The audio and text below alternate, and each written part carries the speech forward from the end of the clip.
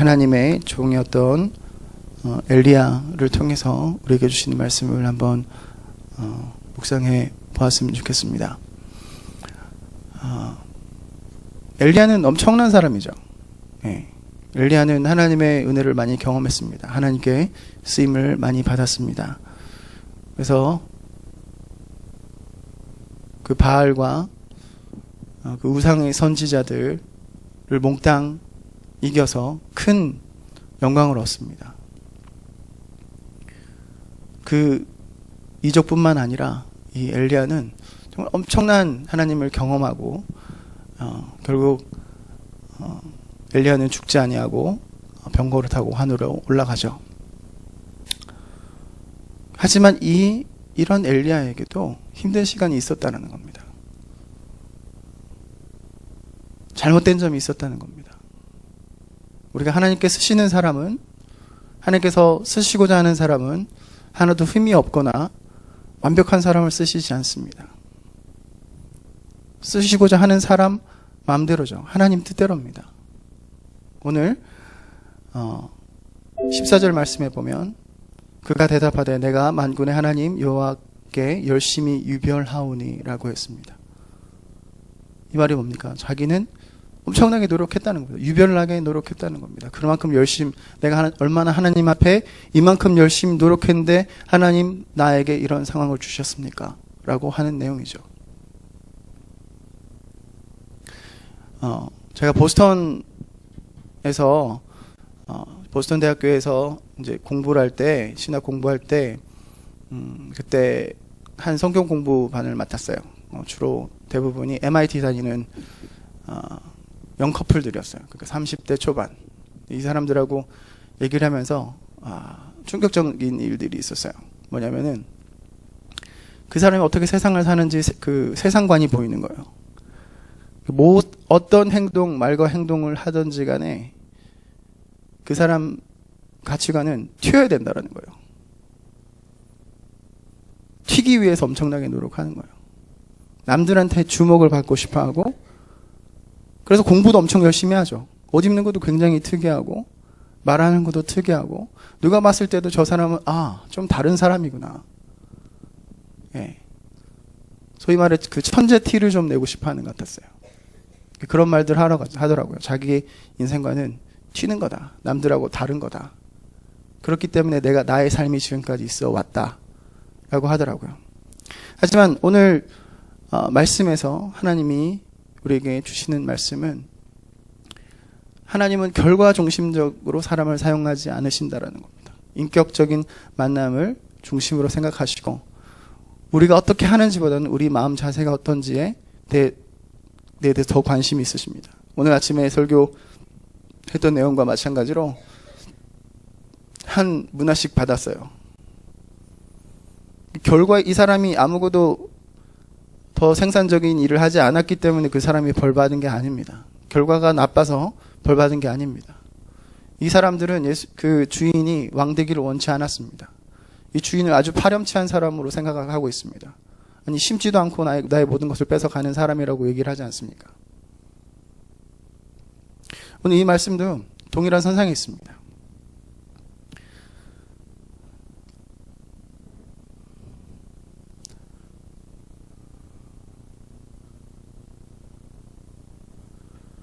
여기 말씀에 보면은 엘리야가 여러 번 하는 얘기가 있습니다. 14절을 보면, 끝줄 가까이 보면은 오직 나만 남았거늘 그들이 내 생명을 찾아 빼앗으려 하나이다. 오직 나만. 오늘 1절에서 18절까지 말씀을 읽어보면 엘리야가 하는 얘기가 나만 남았습니다. 내가 했습니다. 자기를 내세우는 것이 굉장히 많이 나타납니다. 다시 엘리야가 했던 일들을 돌이켜보면, 엘리야가 그 이방 선지자들과 싸움에서 이겨서 그 사람들 다 죽입니다. 그리고 나서 이세벨이 이사야를 엘리야를 죽이려고 하죠. 그래서 이 사람은 도망갑니다. 살기 위해서. 그래서 로뎀나무 아래 앉아서 죽기를 원합니다. 과연 엘리야가 어떤 뉘앙스를 보이는지 보면은 아까 나를 강조했죠. 그 다음에 다른 사람과 자신을 비교한 사람, 나는 이렇게 하나님 일을 했습니다라고 주장하죠. 그 다음에 제가 볼 때는 이 사람이 아주 죽을 생각이 없었던 것 같아요. 왜냐하면 거기에 보면 숯불에 구운 떡과 물이 있었는데 주는 대로 먹고 죽은 대로 마셨어요. 죽을 생각이 있었으면 안 먹었겠죠. 다 마셨어요. 하지만 하나님은 이런 엘리야를 향해서 일절 반응이 없으십니다. 인정도 하지 않으시고 칭찬도 하지 않으시고 동의조차 하지 않으세요. 먼저 그를 향해 이렇게 답하십니다. 너는 또 님시 아들 예후에게 기름을 부어 이스라엘 왕이 되게 하고 또 아벨 몰라 사벳의 아들 엘리야에게 기름을 부어 너를 대신하여 선지자가 되게 하라. 지금까지 자기만 하나님께 유별나게 열심을 떨고 최선을 다했고 자기가 없으면 아무 일도 되지 않을 것이라고 생각하는데 그게 아닙니다. 그래서 결국 얼마나 우울증이 심하고 얼마나 폐쇄적으로 했으면 죽을 생각을 합니까? 하나님과 늘 함께 하는 사람들도 그런 생각이 혹 들 수 있습니다. 디프레션이 오고 우울증이 오고 그렇게 할 수 있습니다. 언제 옵니까? 자기가 하나님보다 먼저 될 때, 내 자신의 일을 먼저 세울 때, 내가 잘났다라고 얘기를 할 때, 그때 이런 현상들이 옵니다. 네, 하나님 뭐라고 얘기하십니까? 엘리야가 얘기합니다. 나밖에 없다고, 나만 남았다고 얘기합니다. 근데 18절에 보면은 이렇게 얘기합니다. 하나님이 이렇게 얘기합니다. 그러나 내가 이스라엘 가운데 7,000명을 남기리니 다 바알에게 무릎을 꿇지 아니하고 다 바알에게 입맞추지 아니한 자니라. 하나님을 계속 섬기고 하나님을 열심히 따랐던 사람이 7,000명이나 더 있다라는 겁니다. 이 엘리야의 기준에서 엘리야의 지식을 통해서 엘리야의 발을 펼쳤을 때 자기밖에 없었을 줄 모르지만 하나님은 7,000명을 남기셨다고 얘기를 합니다.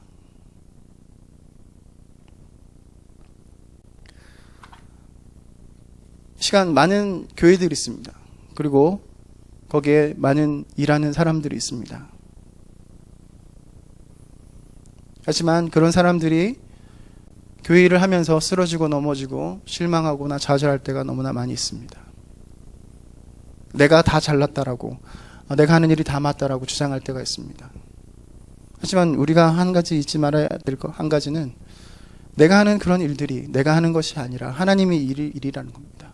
하나님의 일을 하면 하나님의 방식으로 일을 해야 되는 겁니다. 내 스스로 유별나게 내 스스로 연구해서 내 스스로 하는 방법으로 해서 겸손하면 괜찮습니다. 자기 일을 안 세우면 괜찮습니다. 하지만 사람이 뭔가 이렇게 결과가 나타나면 뿌듯합니다.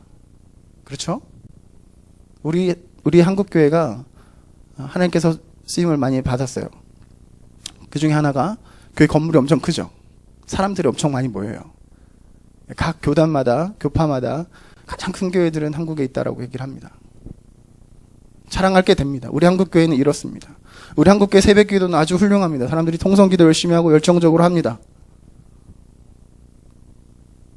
그 다음에 신학교 가다 사람들이 열심히 공부합니다. 누구보다도 열심히 하나님 일합니다. 밖에 나와서 우리가 노방전도하고 예수천당 불신지옥 뛰두르고 열심히 전도하고 열심히 합니다. 하지만 그렇게까지만 자랑하면은 안 됩니다. 열정적이고 좋죠. 칭찬받을 만하죠. 하지만 그게 나의 의의를 높이기 위해서, 내가 한 거 자랑하기 위해서, 남들에게 떠벌리기 위해서 한다라는 거 다시 생각해 봐야 됩니다. 우리가 하나님 일할 때 하나님의 뜻이 나타나도록, 하나님의 영광이 나타나도록, 하나님의 은혜가 나타나도록 우리가 하나님의 일을 열심히 해야 될 것입니다. 자, 그러면 하나님께서 어떤 사람을 쓰시는가? 하나님은 우리를 일하도록 하십니다. 쓰십니다. 하지만 그 주체는 하나님이 우리를 시키시는 거죠. 우리가 하는 것이 아닙니다. 하지만 하나님은 그 인간을 선택함에 있어서 조건이 없으세요. 이렇게 하면 너가 여기 신학교 졸업하면 너가 이걸 쓰겠다. 너가 명문대학교 이 학교 나오면 쓰겠다. 너가 돈 얼마 벌면 쓰겠다. 너가 나이가 몇 살 이상이 되면 쓰겠다. 그런 조건이 하나도 없으세요. 너가 사회적인 위치 이만큼 올라가면 너가들 쓰겠다. 이런 게 없으세요. 두 번째, 하나님은 사람의 숫자에 얽매이지 않습니다. 사사 기드온 시대 때 적군이 엄청나게 쳐들어왔죠. 그런데 하나님은 22,000명을 돌려보내십니다. 남은 10,000명 중에서 결국 300명이 남아 그 300명으로 적군들을 다 물리치게 하셨습니다. 하나님은 기드온을 사용하셨습니다. 하지만 사람 숫자에 얽매이신 분이 절대 아닙니다.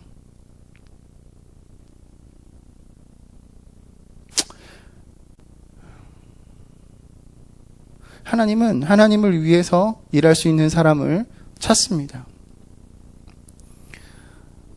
하나님의 때에 우리를 사용하십니다. 우리가 생각할 때, 이거 우리 때가 됐습니다. 하나님 나를 사용해 주십시오. 우리가 그때를 결정하지 않습니다. 하나님께서 그때가 있는데 그때에 우리를 사용하십니다. 자, 전도서 3장 1절에 보면 이렇게 얘기합니다. 범사에 기한이 있고 천하만사가 다 때가 있나니. 하나님의 교회를 섬길 때 민감해야 됩니다. 물러나는 용기, 내려놓는 자세, 침묵의 지혜, 더 나아가 모세나 엘리야처럼 눈앞에 사라져버리는 과감함이 필요합니다. 왜냐하면 하나님은 사람을 쓰시지만 그 사람의 열정, 유별남 그리고 숙자에 얽매이시는 분이 결코 아니시기 때문입니다. 사랑하는 우리 새누리교회 성도 여러분, 하나님은 연출가십니다. 우리는 그냥 배우일 뿐입니다. 그분이 무대에 올라가라 하시면 올라가서 주어진 역할에 최선을 다하며 섬기면 되는 것입니다.